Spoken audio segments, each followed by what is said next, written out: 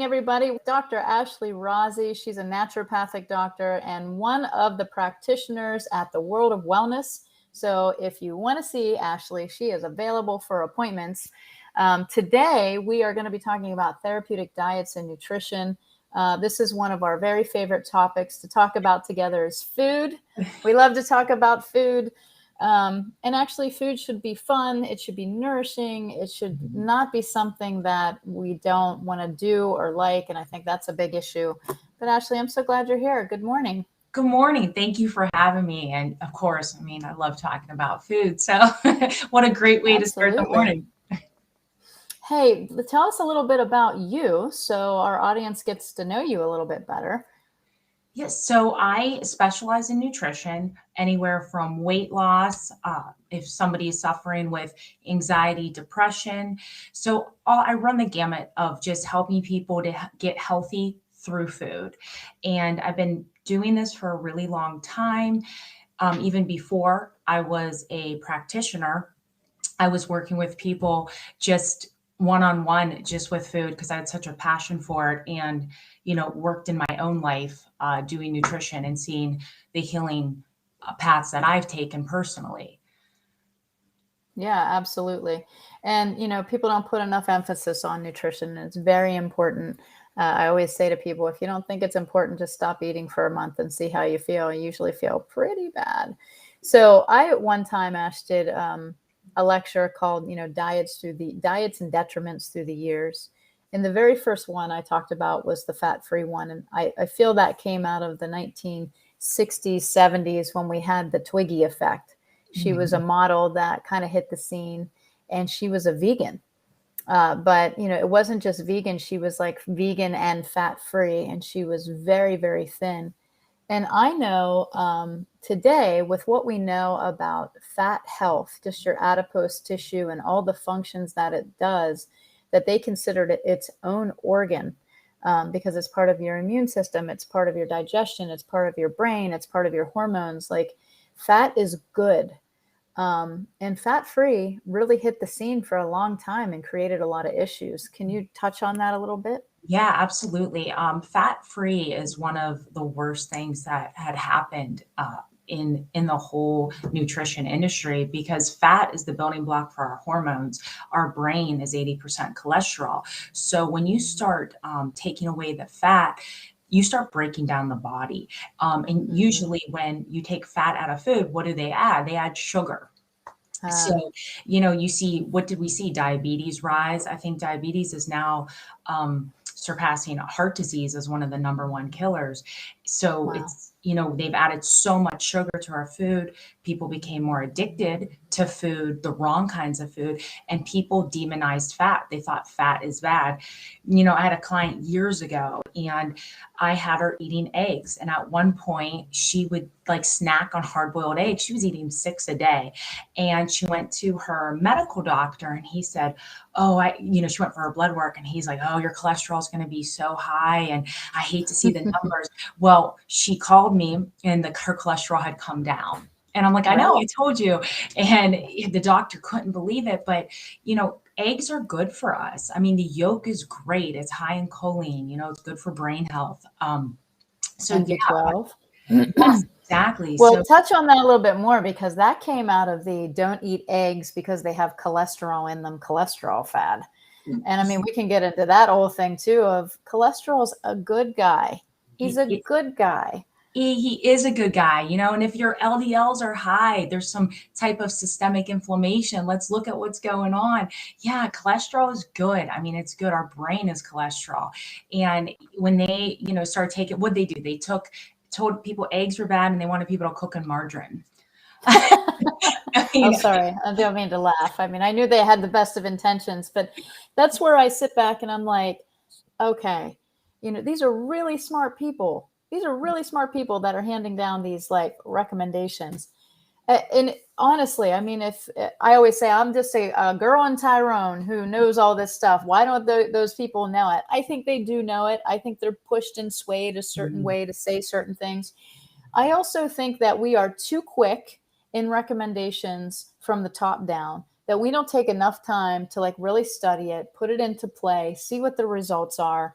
we're even seeing that in our current world, right? It was like, boom, 6 feet, boom, a mask, boom, a vaccine, boom, 2 masks, boom, a booster, boom, boom. It's like everyone just slowed down. We don't even know what's working.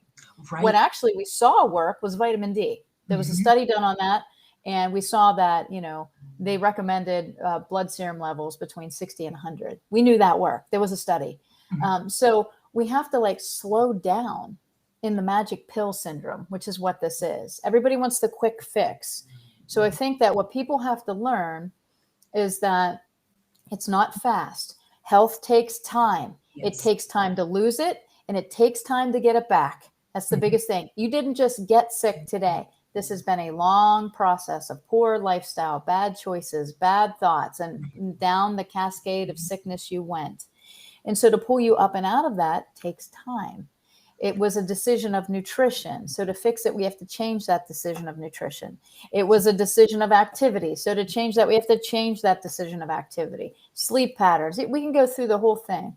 But what I want people to understand today is that you can use food strategically and for a period of time to change internal factors. And then you have to be willing to change that nutrition, and you have to be willing to change your diet in order to change your health. Because people get stuck on a diet. They're like, I do keto. Yeah. And I'm like, well. Yeah. And they're like, if it worked once, how come it's not still working? And the thing about, like, I'm so glad you brought up keto. Keto was meant for epilepsy, right? And it was for several months, they did a ketogenic diet, and then they came off of it and they reintroduced foods again. It wasn't meant to be a whole lifestyle. And that's what people understand. Yeah, maybe a specific diet, a therapeutic diet, will get you the results you want, but that's not a maintenance program, right? Unless you have celiac, that's a different story. But most of these diets are meant to be temporary. And if you've healed the gut, you should be able to introduce these foods again without having sensitivities and having all the immune responses. That's a big point. Like ketogenic, I love it. If I see hormone issues, if I see brain issues, I'm going to say, hey, let's try either keto or we just increase good fats. Sometimes it doesn't have to be like keto. Sometimes it's just like you're not getting enough good fats and you're deficient in those. So we can either up your fat in your diet or we can take a supplement. That's what I love about the world today, is that we have options for people that makes compliancy higher. The second thing is, I tell them, I'm like, we're going to do this for a period of time, and then we're going to retest and see what everything looks like, right? That's the other thing. People just get on keto. They're forever. And then all of a sudden it's like taking vitamin C every day at 5,000 milligrams a day. You're going to drive other things down because your vitamin C is too high. You're going to stop functions and accelerate functions too much. And that's what happens with therapeutic diets when they're pushed far too long. I'm not saying they're bad, guys. If you're on it, don't get offended and be like, I've been on keto, it's working for me. Great. You might still need it. That's perfectly fine. But there may come a point where you don't. And what are you going to do then? Are you going to be willing to like lay it down and pick something else up that might be beneficial? And that's what we're talking about today. Yeah. How not to get stuck in just a one type of diet. Once you balance the hormones, or once the body comes back to a state of balance, you should be able to enjoy other foods again. Like going, maybe if your health is pretty good, look at a Mediterranean style diet. I mean, that really, that brings a lot of good fats in there, like rice. It brings some good carbohydrates in there, fish. There's so many great things. So when you get your body to a state of balance, it's great to, introduce some really healthy foods that you've eliminated for so long. Well, Ashley, get into a little bit about some therapeutic diets that you use in your practice. I know last night we were chit-chatting online and you said, I have this person on this diet because of this. And I know that we can't cure, treat, or diagnose, but obviously our body will respond with inflammatory markers to certain foods. So give me an example of like, okay, somebody comes in with a gut issue, right? Be it like inflammatory issues in certain parts of the gut. What are some of the strategic ways you position foods to help overcome or help that digestive system become stronger? So for example, I have a client who, you know, we knew he had some issues with bloating, stomach pain, and we couldn't quite put our finger on what it was. We did a really clean diet, a paleo style diet, and even on certain healthy foods, he was having some digestion issues. So I said, you know, let's do a low FOD map. You know, and basically that's low in prebiotics is what it means. And I said, we will run this for 8 weeks. And because I believe he had SIBO, so I want to see if, you know, we can eliminate it with a low FODMAP, and we'll start introducing, we'll do a reintroduction phase. We'll take that in 4 weeks, and we'll start reintroducing 1 to 2 foods each week. But, you know, if that doesn't clear up, I would put him on like an elemental style diet, which is they're shakes that are already pre-digested, so the body doesn't have to work at them. And usually in about 2 weeks, it clears everything up, actually quicker than the antibiotics they use for SIBO. But usually in 2 weeks, if you put the right person on the right diet, they're about 80% better within those first 2 weeks. That's amazing, because people don't put that much emphasis on food. And truly, you know, with clients that I've worked with, and they come in and they said, well, I've gone to see this doctor and this doctor and this doctor. And I said, has anybody addressed what you're eating or done any food sensitivity testing for you? And they're like, well, no. It's like, oh, okay. So I'm like, we're going to do that today because, you know, we might have some issues. So that's a great example of what you were saying, is that what is SIBO? It's small intestinal bacterial overgrowth. It's where, and from what I understand and what I normally talk about, is that bacteria gets pushed from the colon into the small intestine where it's not supposed to be. And it can even be good bacteria. It's just not supposed to be there, and it becomes problematic. So they do give antibiotic therapy because it will destroy all good and bad bacteria. So that's basically what it is. And for me, I always say it's a weak ileocecal valve. That's the valve that keeps things from backflowing from the colon to the small intestine. I address that. I address colon health. You know, so there's many ways that you can approach that. And I'm not saying don't do antibiotics. If that's what somebody needs, they need them. But there are other ways that you can approach it. So it's not something that I see a ton of, unless I see like high constipation, people that are overdoing high constipation and probiotics, that can become problematic. So you have to walk the journey. It's not a quick fix. That's what I keep going back to, is like someone comes in with a condition like that. I can't treat the condition, but I can absolutely help you with colon health. I can absolutely help you with digestive health. So those are things that we have to stop. We have to take the disease out of our mouth and throw it away. You know, it's all dis-ease of the body. If you're constipated, that's a dis-ease. I'm sorry, your body's not like, yeah, I'm constipated, let's go. No, it's not. It's in a dis-ease of state. Yep. Just because an insurance company gave it a name and can bill you for it, that's a whole different thing. But that's not where I operate. I watch the body as a whole. What's the lifestyle? What are the foods? What are the thoughts? What is the spiritual wellness? What is all of that going on in your life? And then we just go in each one of those categories and say, hey, let's change some physical things like nutrition and hydration and movement and sleep and and all that stuff. And let's change some spiritual things, and let's change some mental things. Because if you're stinking thinking all the time while you're eating your really healthy meal, as we learned yesterday from Aaron Carey, you just shut down your whole digestion. Yeah. So I know you're big on emotions and eating. Tell us a little bit how the stinking thinking affects your nutrition. Well, if you're in a negative self-talk or just in negative emotions, you will go more towards bad foods. Like you'll go more towards those comfort foods, because they do the simple sugars, they do help produce dopamine. They release dopamine. So it's no different than a drug like cocaine. I mean, they saw the effects of sugar and cocaine on the brain, and it's the exact same effects. It lights up the same parts of the brain. So when you're feeling bad, you go towards like, the bad foods, the foods that aren't great for us. And then what happens, it becomes a vicious cycle. Then you feel worse, the blood sugar spikes, you start feeling worse, then you feel bad because you ate those things, and it just becomes a cycle.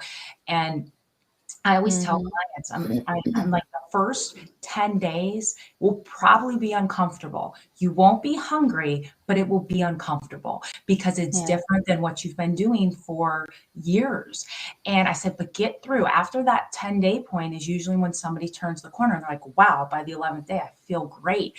I said, just fight through it. You're not hungry. You're just uncomfortable. But isn't that where the growth happens? We have to be uncomfortable to grow. And that's usually what I always tell my clients. Give me there the 10 days. I'll be there. I'll help you every step of the way, but just don't give up in those first 10 days. Yeah, they're hard. But the first 10 days of anything is hard. The first 10 days of working out, the first 10 days of a new job. I think sometimes we just feel like, well, this should be easy because the model that we're used to is a pill for an ill, suppress my symptoms, and I feel better. Yeah. But as Dr. Sherry Tenpenny has said 100 times, symptom-free in the presence of pharmaceuticals is not health. Yeah. It's not. And it just makes us forget we're sick. And then that actually is more dangerous. That's like breaking your leg and then forgetting that you broke your leg and trying to go for a run. You're probably going to injure it more. So our body is set up to give us physical discernment, to be like, this doesn't feel right, taste right. It makes my stomach upset. Every time I eat it, this happens. Hello. Like, that's usually where I'm like, you don't want to suppress that. You want to stop assaulting your body with whatever that is. So if you eat certain things and it gives you heartburn, maybe not eat those things, right? I've said pizza, or people say like, oh, every time I eat pizza, I get heartburn. Don't eat pizza. No. I just take my little purple pill and I'm fine, because the guy that's advertising it on TV, he is the epitome of health. Overweight dude, right? No, he's not. So we have to stop being brainwashed that somehow it's okay to keep living in this debauchery and repressing the symptoms because of it and expecting health. No, expect sickness if that's the way we're going to do it. Expect to be sick. Because you do that, then you won't be disappointed when it happens. Exactly, because you're so right about that. Your body, as soon as I was talking to either a client or somebody I was talking to, and they said something, and I was like, you realize though, that's a sign of something else going on. Like, you can't pretend that didn't happen. And it was something that never happened to them before, but it happened all of a sudden. I said, our body will send us small signals right before something becomes major, maybe a couple years, maybe 5 years before something big happens. But that's your body saying, I need to take notice what's happening, because that happening is not normal. That's telling me there's something else going on, and we need to figure it out before it goes too far. And, one thing, even dealing with a family member who's sick, and, for years I had talked with her saying, you got to start making better choices, because it's really, first of all, it's really inconvenient to be sick, and it's really time consuming to be sick. And your freedoms go out the window. Like, when you become chronically ill or chronically sick, where you need hospitalization or you need surgery, your freedom, your freedom is pretty much gone at that point, because you're not well. If you have to have surgery, you're at the mercy of what is going on in the hospitals with the doctors. So there's so much that if you can be preventative and, make better choices, and it all starts with diet. You have to adopt a healthy diet for long-term longevity. Mm-hmm. So someone had a question of, what is low FOD? Can you explain that diet? Yeah, so low FOD means low in prebiotics. So it's low. It's also low in simple sugars. So it's very restricted. It is not an easy diet to do. That's never my first recommendation. But my one client who's on it currently is he's like, this is the first time in years I have felt good. So he's like, I'll stay on it. I'm afraid to introduce food. I'm like, no, we can't stay on it too long. We can't go past 8 weeks because you become malnourished. But it's just low in prebiotics. So there's no onions, no garlic. And I know that right there, I mean, we cook with onions and garlic and everything. So you really have a new way of learning to eat. But there's a low FODMAP app you could put on your phone, which makes really easy when you're grocery shopping, or it's just color coded. If red is high, you want to avoid the high FODMAP foods, and green would be the low FODMAP. So having the app does make it a lot easier. Yeah, that does. It does have a plan, and it does make it easier to have that, but it is difficult. But like we said, anything's hard for 10 days. But people can do it. And when they're starting to feel better, I think it makes it easier, because I would rather, struggle a little bit with what I'm supposed to eat or being hungry than feeling sick all the time. Right. And as long as I knew there was an end game to it, right, which is what people know when they work with you. Whereas with their sickness, there is no end. There is no end date where your body's like, hey, on, October 31st, I'm just going to stop being sick, but can you just hang on till then? That'd be great. No, that's not what happens. But we actually give that end date of like, listen, we're going to try this for 10 days, 15 days, 30 days. And then they have a goal set of like, okay, and as long as we start to see progress, we will stay on this path. If we don't, then we need to adjust, which is different than the model of prescriptions, where they're like, here's a pill and I'll see you next year. There's no like good, indication of like, hey, you should start feeling better. Or, hey, this, hey, that. It's like, you're just on that same thing for a year until you go back to your yearly checkup. And that's not how you work with clients that I know, that they come in and they have monthly checkups to make sure that they're feeling better and the things that you're saying are changing. So that's a big difference on how you work with people compared to the normal standard, which are yearly checkups. Yeah. And sometimes if people are 2 weeks, I had a gentleman who, they can't find out what's wrong. They don't know, and we did an AIP, an anti-inflammatory protocol, for a couple weeks. I said, if in two weeks that it doesn't clear up, I mean, they've even biopsied, his mouth because there's some sores. They just don't know what's going on. So I was like, okay, would you be willing to do some raw carrot juice? And I'm talking about a quart to a quart and a half a day. And they were willing. They went out and bought a juicer, him and his wife, and they're doing the raw carrot juice. And carrot juice is amazing. The carrot juice molecule is analogous to the blood molecule. And there's just so much in carrot juice with healing of cancers, and, where they find that it's really great preventative, and also, has helped with different types of cancers. And so it just has so many enzymes, and it's so good for our body. So I was like, let's go. If you're willing to do it, this is my recommendation. And, when people are not well for so long, they're like, yes, I'll try it and I'll do it. And they commit. And you're right. As soon as they start seeing results, it makes it easier to comply to the program. Right. Absolutely. So let's talk a little bit about, we discussed keto a little bit on Mediterranean. We talked about the FOD diet. Is there any other specific therapeutic diets that you've used in your practice that you found have worked well, and for what demographic of people? Yes. So paleo is a great one for people with a lot of inflammation. That's a really easy one to do. So paleo, it's a lot of vegetables, proteins, and good healthy fats. So that makes it very easy. It's easy to go out to eat on a paleo. You're just really eliminating the grains, dairy, legumes, things like that.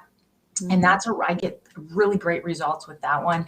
Obviously the anti-inflammatory, there's the restoration diet for somebody who has a really weak digestion. This could be a gastric bypass client, or somebody who just their gut is weak, they're malnourished, maybe they're frail. So what we do is we cook, think of baby food, right? You just cook it down to it's so soft and it's pureed, and That's a really a really healthy one to do for somebody to get their nutrients in, so it's easier to assimilate. And that's what I'll look at. Like when, a client comes in, I'm like, how well are they digesting? How well are they absorbing? Do we need to calm down the immune system? Is there a lot of Mm-hmm. inflammation? Is there leaky gut?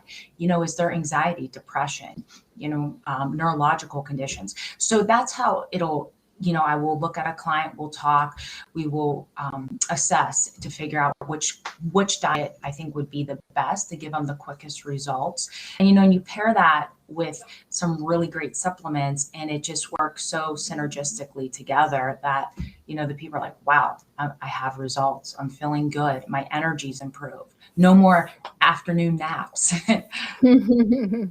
Yeah, and digestive health is so very important because it does determine assimilation, it determines immune system. So, can you give us a little summation about digestive health and what you advise for your clients so that they have low inflammation in their digestive tract, the right enzymes, the right probiotics, Yeah. For your clients? Yeah. So when they come in, and if they have a lot of bloating or a lot of discomfort, I'm asking. I go through, what are they eating currently? What does your diet look like, and what have you been eating? Every day. Let's run through that. Okay. And right then and there, I can troubleshoot. And and thank you, Darcy. And right then and there, I can troubleshoot and start to change their diet and start to make better improvements. How much water are they drinking? And that is one thing I see across the board. People are chronically dehydrated, and that makes a Mm-hmm. big difference in their digestion. So we look at that, and is their diet really high in dairy? We know dairy is inflammatory. So maybe depending where they're at, their stress level, some people can't do a whole change right off. So maybe it's just eliminating dairy. Let's take away dairy for 2 weeks, and then if they start feeling better, okay, let's maybe take away gluten for a while. Let's see what's going on here until they start to feel really good. And so everybody's a little bit different. Sometimes I put people in a 4-day rotation where, you add in a food, and then Mm-hmm. you don't add it in again for another 4 days, just to see if it's causing any inflammation or overstimulating the immune system. Mm-hmm. Yeah, great thing. And the overstimulation of the immune system, when I know we use Ito technology and we scan people, I'll see digestion flag high and inflammation, like the gastro, and people are like, well, what is that? And I'm like, well, your immune system could be responding to something that you're eating. And they're like, oh, So I think sometimes we separate our digestion and foods and inflammation from our immune system. And it is our immune system. This is your natural first response of your immune system: nasal passage, mouth, esophagus, stomach, and then your entire small intestine and large intestine. It is part of your immune system. When you inhale a bacteria or a virus, or you eat food that has parasitic activity on it or any type of bacteria on it, your body immediately starts to make enzymes. Your nasal passage starts to stimulate your lymphatic system for T and B cells. You swallow that food, the esophagus warms it to a certain point to activate certain things in your body as well. It hits your stomach. Your hydrochloric acid is then churning that mechanical digestion and sanitizing everything. Goes into your small intestine, enzymatic activity kicks in, probiotic activity kicks in, and then through the colon. And what your body needs, it'll reabsorb, and what it wants to get rid of, it excretes. That's the immune system. It's not just nutrient assimilation. It's identification. When you pass food through the small intestines, those little villi that are in there, that food molecule has to be so small that it can get sucked up by those little villi. And then they're taken to the liver, where the Kupffer cells actually identify good, bad, kill this, send out the immune system on this, put this over here and stimulate the thyroid growth. Like, that's how the digestive system works. It's not just like this tube. It is an intricate part of immunity. And if it is poor, if you are taking a PPI or acid reducer because you want to eat wings and drink beer, well, you've just cut down on your sanitation and identification of bacteria, viruses, parasites, and other things that are being entered into your body on a daily basis. You just weakened your immune system. If you're taking medications that interfere with digestive processes, you've weakened your immune system. So I don't think we put enough emphasis on healthy digestion, what that means from tip to tail, start to finish, in and out, all the way through. It has to be healthy. And we've too long suppressed our immune system by suppressing our digestive system. And we've too long overexcited our immune system to pay attention to the burger and the fries and the Diet Coke, because your body doesn't know what that is. And so it's fighting.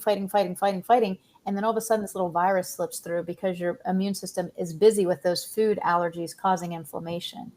Huge thing that we need to address. And that's why I love how you practice, because you start there. I know you start there. I do. I look at digestion for everything. You're exactly right, Tracy. And so many times it's looked at as completely independent of anything else going on. And it's not. It's where everything begins, is in digestion.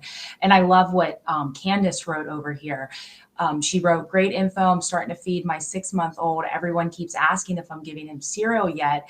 I don't plan on it. Babies can't digest that. I give him soft boiled egg yolks, avocado, carrots, real food. I love that. And that is so amazing for his brain. I mean, and his body will develop so well. And I think that's really important that, for, the ones that have little ones, feeding their kids real food, healthy food. And I know, Tracy, you're big on that with your kids. You give them healthy, clean foods. Mm-hmm. I try. Now they have opinions. Candace, stuff as much as you can in there now. Just do it, because later on they don't want that anymore. They want what their friends eat. So, but here's the thing: is if you provide the base. So same thing, Candace. When John was little, I used to take avocado. And I would, nice soft avocado, and I'd chop it up and just put it in chunks, and I would spread homemade hummus over it. And so he would just eat that. I mean, it was like messy, just everywhere. To this day, he will choose hummus over any snack, hands down, because the neurology was built. Your children's brain, your enteric nervous system, the way that your body communicates. And there was actually a study called Eating for A's, and they looked at 2 brackets. They looked at schools feeding normal lunches to kids, and then kids that were pulled from schools for poor behavior, emotional unrest, all this. And they fed these kids 2 different things. So they took these emotionally unstable kids and they fed them all whole food lunches every single day. And then they took these kids over here that were apparently healthy kids in school, and they fed them the normal school diet, whatever that is like worse than prison food diet. So, right. The kids that were in the special school for behavior issues, it kicked the other kids' butts in testing, performance, athletic ability, just from changing their diet.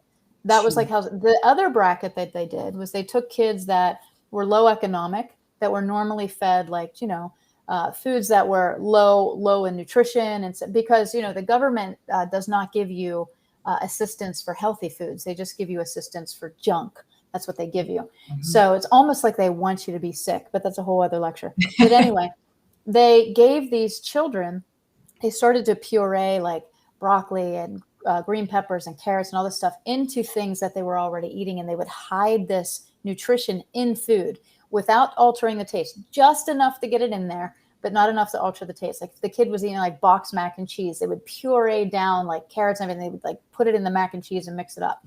Long story short, within 3 weeks, children who had never eaten a physical like green pepper or a carrot ever started to ask for them. They wanted them. So what they hypothesized was it took about 3 weeks to build the neurosynapse of communication of the brain, that you can change your neurology for what you crave by eating it. And it was an amazing study. And so these kids were like asking for fruits and vegetables that they had never been presented with before, saying, here's an apple, eat this. They actually would just hide it in things. So this is what I'm talking about, that we train our brain. We train our brain, and you can untrain your brain, and you can retrain your brain at any time. We think the brain doesn't regenerate. It is constantly regenerating every single day. It does. So it takes about 3 weeks for a new synapse. That's why they say it takes 3 weeks for a habit. because it's retraining your brain. And it's a physiological retraining. You get a new code for what you like or dislike.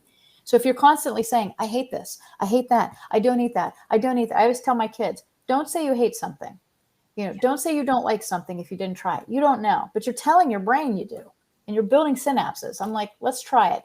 It takes 10 times of presenting something in front of a kid before they'll try it one time. 10 times. Most parents are like, after 3 times, they're like, I'm out. I'm just not even going to try anymore. Don't stop, parents. You're training their brain. Persistence. Yes. Yeah, absolutely. I love that. I feel like we should say this every day on multiple platforms because it's so important. And having kids eating cleaner, I mean, just everything improves, their mood, everything. And that is so important. And I saw somebody wrote here, any diet suggestions for a friend who's currently has COVID. He has low appetite and energy, diarrhea, and congestion. So right off the get-go, I would say power cleanse. I would say that. I would say, the pro oranges, and even adding in the more liquid DMG for the energy. But the power cleanse is a great, it's a great meal replacement. So they're getting a lot of vitamins and minerals in it. It also supports phase 1, 2, and 3 of liver detoxification. So I love that. And I would do smoothies with vegetables, maybe adding in one fruit, but putting a lot of spinach in there, avocado, because you can't really taste the spinach. You're not going to be able to taste the avocado, but avocado has some good fat. The spinach, get some fiber. You can even blend up some beets in there, make it sweet, but it would give a lot of nutrients. And that's really what you want to do. You want to get a lot of nutrients in there. Yeah. And this is a great time because most people lose taste and smell. So if you can't taste anything, you'll drink anything. That's so true. So Drink that's in there. Right. But I mean, some of the things that, the reason that they work, the power cleanse, harsh name, but works well, right? It's just basically a macro panel, protein, carbs, and fats, micronutrients, all your vitamins and minerals. And then, as Ashley said, that phase 1 through phase 3 detox, which helps the body eliminate and stimulate the immune system so it can overcome. The other thing I like to add to it is the lean greens. If people don't have spinach and things in there, you can just mix those two up. Now you're getting your superfoods. And ATP is low with this type of viral infection. Any envelope virus will steal ATP to replicate itself. So the DMG that she has suggested is incredible because it's a methyl donor and it'll help with ATP production and recovery. The diarrhea and congestion, I'm a big fan of getting colloidal silver and just spraying that up the nose. Also, I always apply the transdermal Cbd cream from Nutritional Frontiers to sinus areas where there's inflammation because it's a transdermal. So it has lipoderm technology. It gets in there. It reduces inflammation. That's always a good one. And then the diarrhea, probably what I would suggest is just some good probiotics, but also removing inflammatory foods. You don't want any more inflammation, bone broth, GI complete, liquids, just getting liquid nutrition there, all the colors, the pro reds, the pro greens, the pro purples, the pro oranges, 1 scoop every day of one and just cycle them, like do oranges on Monday and Tuesday, the reds, and Wednesdays, the purple, and so on and so forth. So that you're just like flooding with nutrition. The biggest thing that I've seen help overcome this is flooding with nutrition, not just Z and zinc. I had a parent text me the other night, 19-month-old baby, super sick, wouldn't eat, wouldn't do anything. So I said to her, she's like, she's just not acting right. She's looking at me and she can't focus. And, I'm like, well, what are you doing? And she was doing all the right things, right? She was keeping her hydrated. She was giving her supplements. And I'm like, did she eat? And she was like, well, no. And I was like, and I literally said these words. I was like, give her ice cream. And she's like, well, she doesn't normally eat ice cream. I'm like, I don't really care. Give her ice cream. I want to see if it's low sugar. At some point, guys, we have to get out of our heads of we must do it this way. The baby sugar was low. And so she was hypoglycemic. So she ate ice cream. And guess what? The mom called me and was like, she was like a new kid. And I'm like, well, yeah, she was hungry. So sometimes we can't recover because we're not getting nutrition. That's where that power cleanse is so important because it's liquid, it's easily digestible, it'll help with the inflammation in the colon. It has its own probiotics and enzymes in it.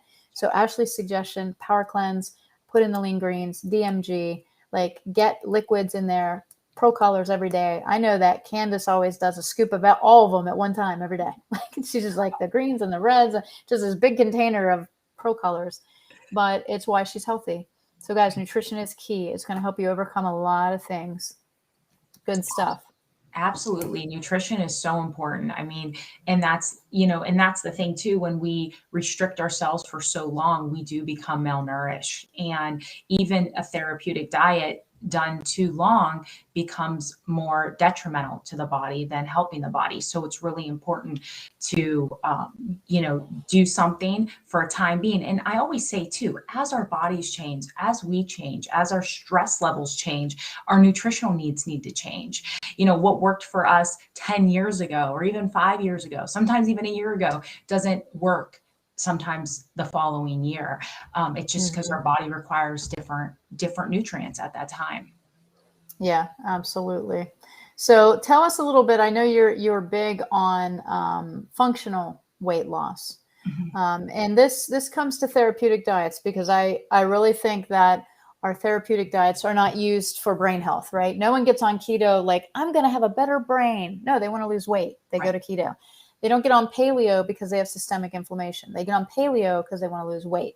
So let's talk about that real issue, right? Of weight and all of that. And just give me your take on, what is your weight loss approach? What is your health and wellness approach to it? Well, weight loss is really a side effect, right? Like if somebody's carrying excess weight, that's because there's something else going on in the body. The weight is just it's a symptom of something going on. So right off the get-go, I want to see how well, here we go. How well is their gut working? Are they absorbing what they're eating? Are they assimilating? Are they eliminating properly? There's many times when somebody sits in my office and they're inflamed. It's not even a weight issue. It's an inflammation issue. So it's like, okay, let's get the inflammation down.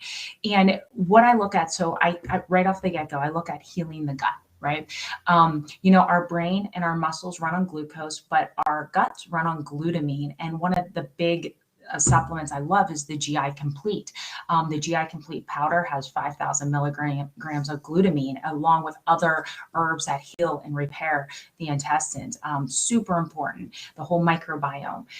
So I look at it like that. Let's get the gut healing. Let me give you foods that your body can utilize, that they will take in and it will use as energy. Let me stimulate thermogenesis, because a lot of times people don't eat. They go all day and not eat. So their body's in this survival mode. That's like, I need to eat.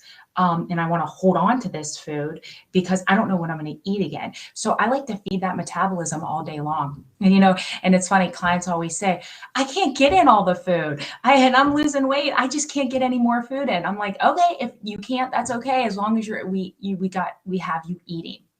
So I look at it like this, if you give the right, if you give a client the right food for their body, so I do customizable nutrition, the right food in the right portions for their body, they're going to speed the metabolism up. They are going to lose weight because their body will now go to a healthy weight and maintain that. And they're going to reduce inflammation, and in that, they're going to boost the immune system. A lot of times in the past, that people would go on conventional diets and they would, just reduce calories. So they deplete muscle and fat at the same ratio. And then when they go back to eating, they start gaining more weight because they lost their calorie burner, which is their muscle mass. So I always want to give a client enough protein to maintain lean muscle mass, because that's important. Absolutely. That was the big thing with the calorie cutting. It was like, hey, let's just cut calories. But, when you do that and you take your caloric intake below your caloric need, that's called starvation. That's not weight loss. That's weight manipulation, and it's an archaic view of how to lose weight. And honestly, people that are still selling it today, I'm just shocked by, cut your calories. And the same thing goes with burning calories. Guys, it would be like burning Fahrenheits or burning Celsiuses. Like, it's a thermogenic measure of heat. Yeah. Your body heats up in accordance to the metabolic processes. And your body heats up when you have a fever. It heats up to kill a bacteria. Are you burning calories there? It's the same thermogenic increase. So why not just get sick all the time for a weight loss program? We could just do that. That would save a lot of money and time. But that sounds weird, doesn't it? It's like, oh, that's crazy to say. It's not crazy to say. It's the same biological process. So with that said, it's not that exercise is irrelevant. Of course it is. It's detox. It stimulates lymphatic integrity. It stimulates the colon. It stimulates the liver, the kidneys, the lungs. All are methods of detoxification for our body, not calorie burning. So we got to take the words burning calories out of our mouth. We also have to take the words burning fat out of our mouths. I talked about that in a lecture called Functional Weight Loss. Fat is good. We want healthy fat. We want healthy adipocytes. And that's what Ashley's talking about, is positioning nutrition to make avenues of detox healthier, our gut healthier for assimilation and immune response, and our adipocytes healthier, so that we have the right inflammatory markers put out to the blood and the right sensor mechanisms to stimulate cellular repair. That's the biggest thing. I think if we can change the industry on the way we approach weight and weight management, it would be a game changer for so many chronic illnesses like cardiovascular, diabetes, obesity, just all of the things that we're seeing people suffer from today. And it's because the biggest industry in the world is still telling people to count calories. And points and whatever we're supposed to count. Like, we're just mathematicians. Like, why do I have to math?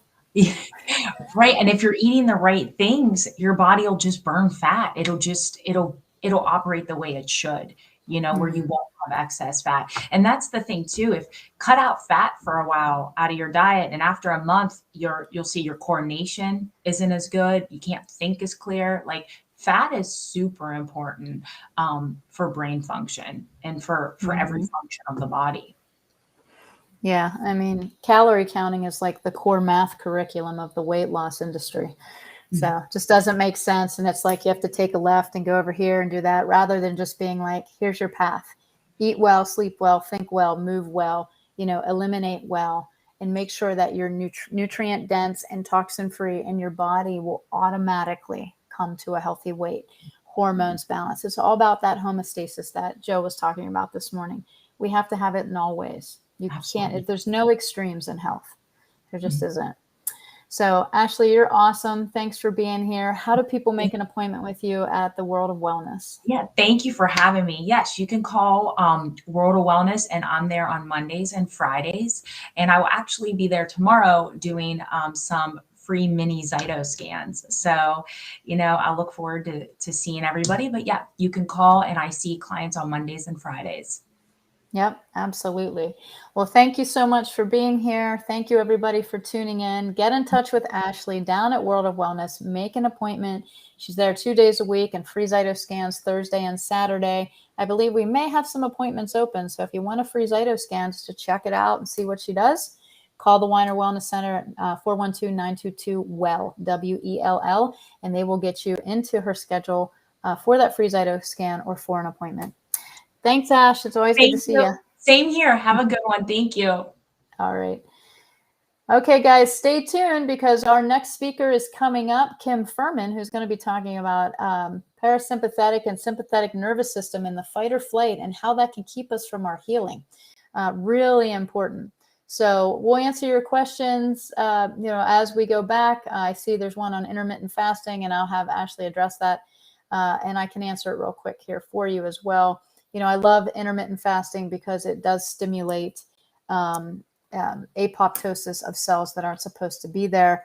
It also helps, pull fat that is being stored, triglycerides in our fats, and helps reduce the swelling of our fat cells.